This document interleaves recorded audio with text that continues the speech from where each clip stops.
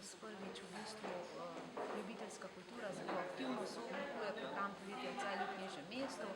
Namen tega je, da pravzaprav ljudje, ki ustvarjajo v mestu v Sloveniji, kjer je v bistvu ljubiteljska kultura res zelo dobro in bogato zastopana, pridejo in se seveda pokažejo s svojo ustvarjalnostjo.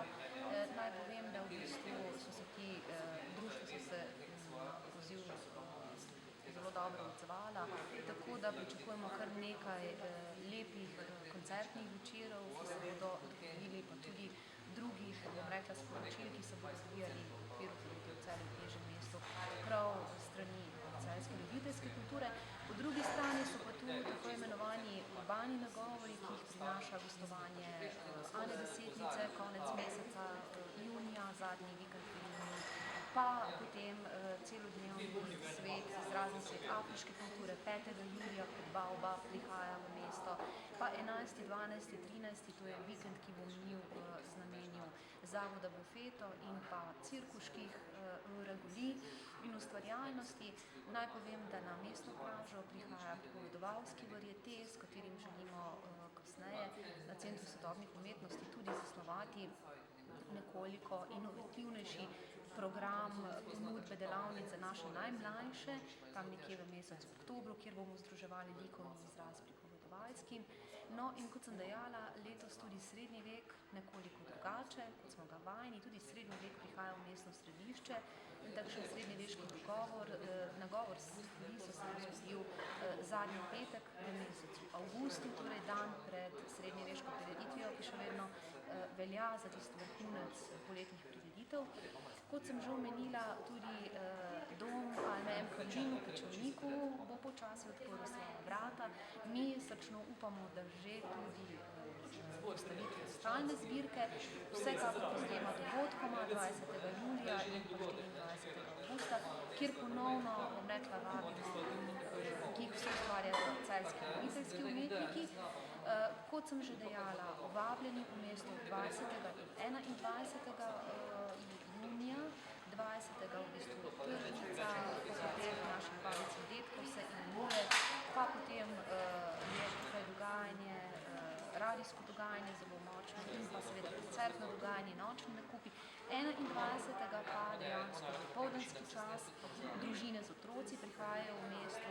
Še nekaj je pomembno, takrat pol 10. zjutraj približno 300 regijskih pihalcev prihaja v mesto, pol 10. velik koncert na Krekovem trgu. No, dogodki za mlade oziroma najmlajše vključujejo tako delavnice, ustvarjalnice, raznorazne poligone, nastope seveda celjskih plesnih skupin, potem lutkovna predstava oziroma gledališka predstava prav tako celjskih ljubiteljskih kulturnikov najmlajše skupine.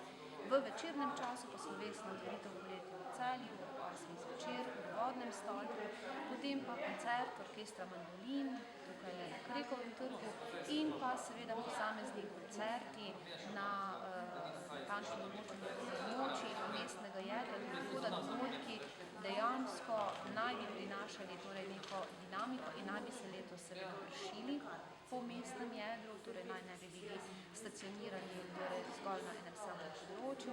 Ravno zaradi tega recimo Ana Desetnica in Zavod Bufeto pripravljate tudi tako imenovane paradne intervencije, kar pomeni, da kostumiranih umetniki izvajajo določene nagovore in vabijo ljudi v obisko prireditev. Naj povem, da do konca tedna izide tudi knjižica prireditev, da 1. junija gostimo že koncert Feel the Feel na Vodnem stolpu v našem mestu, da 1. odpira junija tudi do široko obraza mestna plaža in da konec koncev letos odpiramo tudi razstavo National Creative in je vseeno Take Care, na kateri se bodo na voljo fotografije, posnete oziroma posnetki narave, mojstrov Združenih držav Amerike in Slovenije, razstavo pa na odprtih prizoriščih na Vrških konca meseca septembra. Torej dinamika dogovorov je, ko so še potem koncerti in pa seveda komedije na Starem gradu Celje. Prvi koncert že naslednji teden, Oliver Dragojevič, sledi zares briljantna komedija Taksi s Klemom Slakonjo in pa Tošem 11. junija.